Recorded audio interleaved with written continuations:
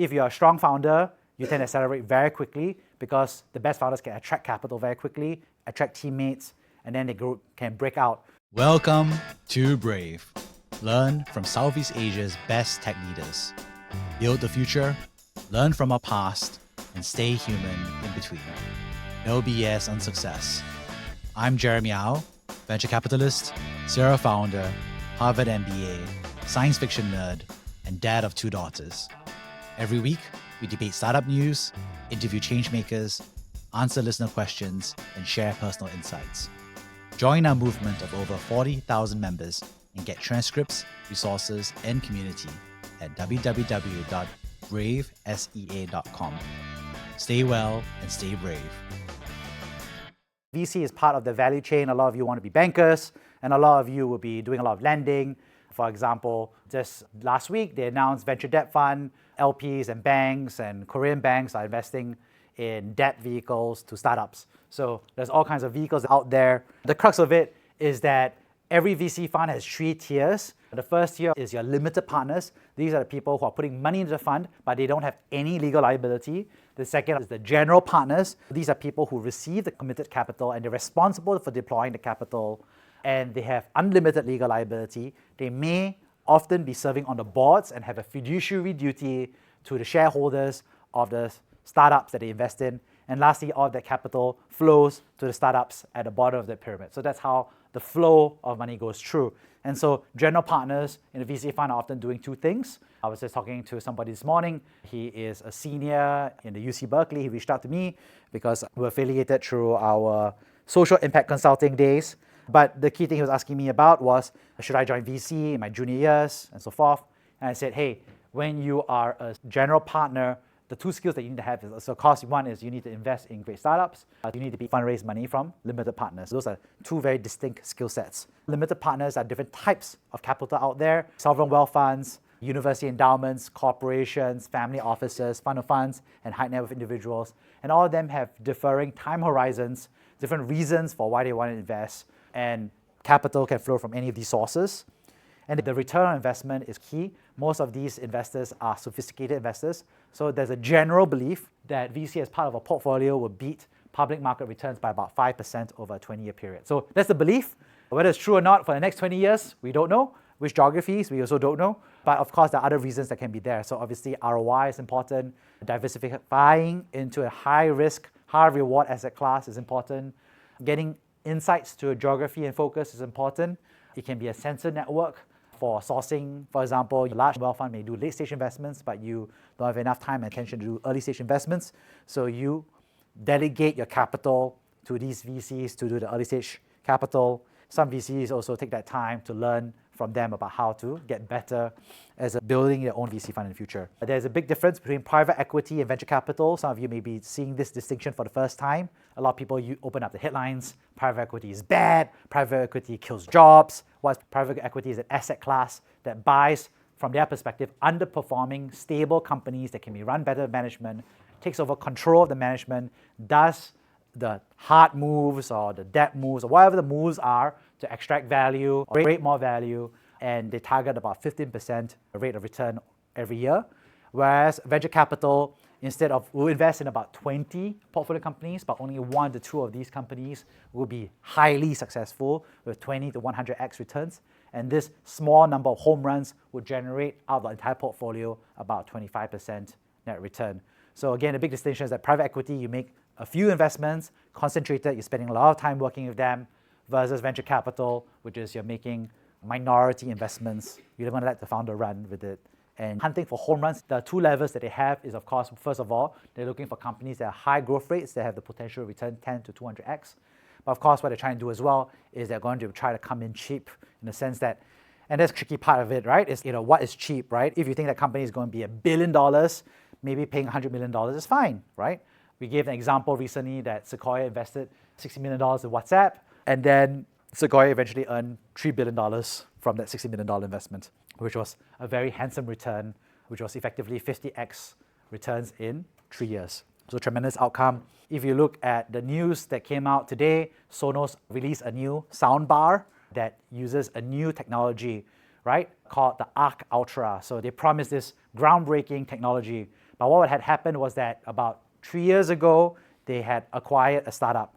This startup was a Danish startup that had created a new technology approach to make the sound device much more efficient and much smaller. In other words, instead of having a sound system with 2 speakers and subwoofer, you can combine all of that into a much smaller device and have the same level of sound quality. It's like a 10x smaller form factor for the same sound quality, which is an interesting pitch they have made. This company called MAYHG, they basically raised $10 million of funding. They were very hot in TechCrunch, and then 1 year later, they were acquired by Sonos for $100 million. So a 10x return in 1 year as a founder. So they invented technology, they raised the money, they acquired for 10x return, and then 2 years down the road, their product is now available in the Sonos Arc Ultra. But this is the kind of returns that would be good, because if you're a VC, you invested $10 million today, next year you get $100 million, a 10x return, right? VCs are obviously thinking about how they are both competitive and collaborative. What this chart again reminds you of is that startups go through a valley of death. So for example, the company that I just mentioned to you about, they had engineered this new type of speaker, and it had never existed before, and they never sold a single speaker. All the speakers they had made was all in R&D and prototypes, and they were being demonstrated and got very popular.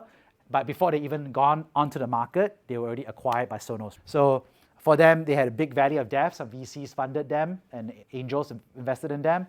And of course, you can see here the acquisition, this happened pretty early. But for other startups that you see, there'll be stages where they'll receive your seed round, your seed, your Series A, your Series B, your Series C, and go over there. And VCs tend to collaborate across this time frame, but tend to compete with each other within that same round. And so we use it in the context of Southeast Asia. We give some benchmarks. A pre-seed round is about 0.1 to 1 mil. A seed is about 1 to 3 mil. Series A is about 5 mil. Series B is about 10 mil, 50 mil. Series C is 20 mil plus, and go on. And of course, as your company goes more mature, as your company goes from what I previously described, the jungle phase, where you don't know what you're building, to the dirt road phase, where you know what you're building, but you're still scaling it out, to Series C around that, as you should be more like a highway where everything is running like clockwork and you're just aggressively expanding. And so every great VC has to source, select, support these companies, and then eventually exit. A VC cannot make an investment in a company they never got to see. And so as a result, this is a sample VC in Southeast Asia. They will see about 5,000 startups.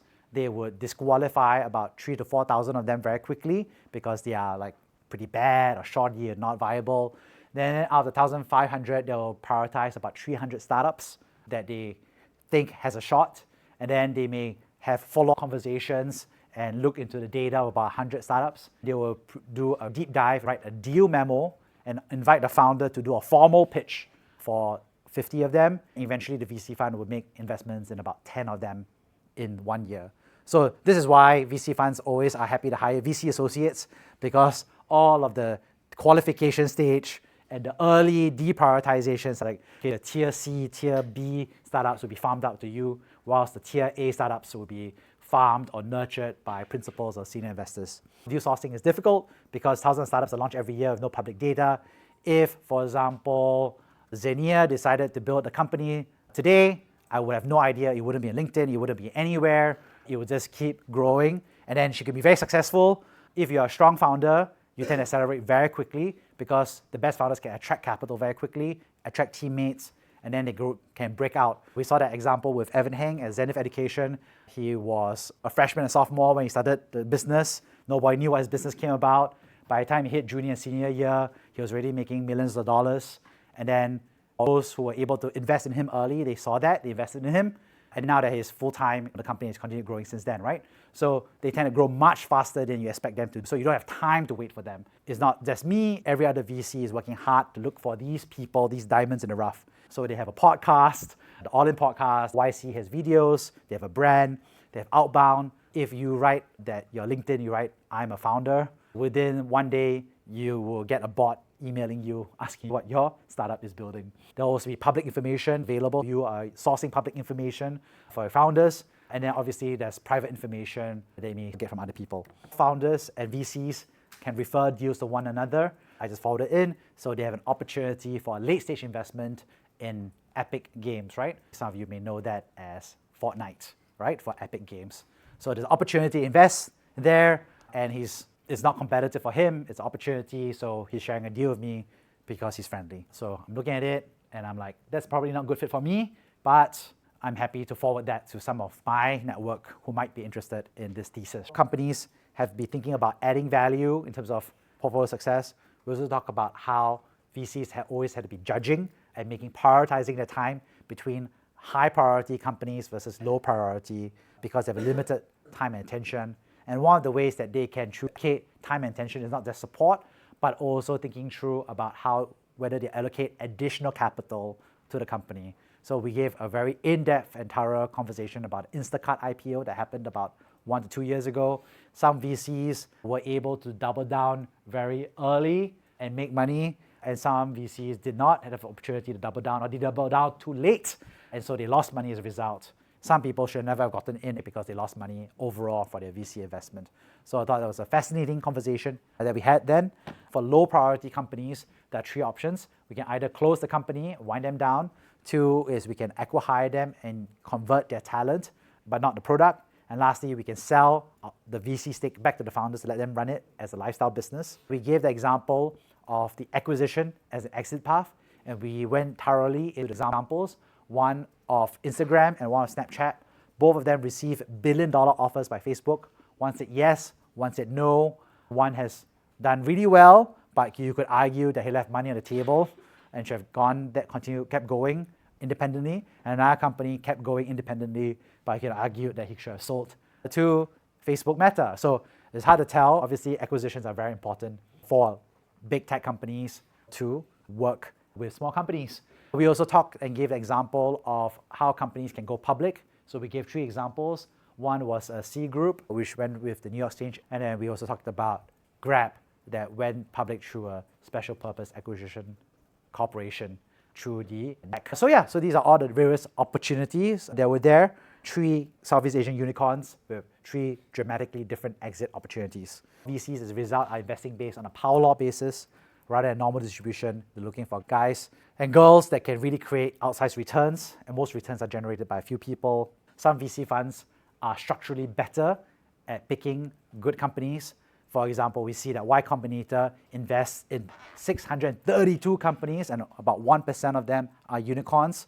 So it's versus you look at the other side, which is Square Ventures, which most of you have not heard of because they're very focused on their geography, which is New York and America. For them, they only invested in 62 startups, but 8% of the company are unicorns, right? So that's about 1 in 12. That means every portfolio of 20 investments, they have about 2 unicorns in that portfolio. These are very different strategies. Some of them are snipers at the top, high pick rate, selection rate, good judgment, small number, snipe it, get it done. Whereas YC that you think is very selective, actually more like a shotgun, but a very prestigious shotgun approach where they have that. And then there are other companies in between that have differing versions of that strategy. As a result, we were able to map out how these VC investments are power law. The VCs can be differentiated into 4 major categories. Thank you for listening to Brave. If you enjoyed this episode, please share the podcast with your friends and colleagues. We would also appreciate you leaving a rating or review. Head over to www.bravesea.com for member content, resources, and community. Stay well and stay brave.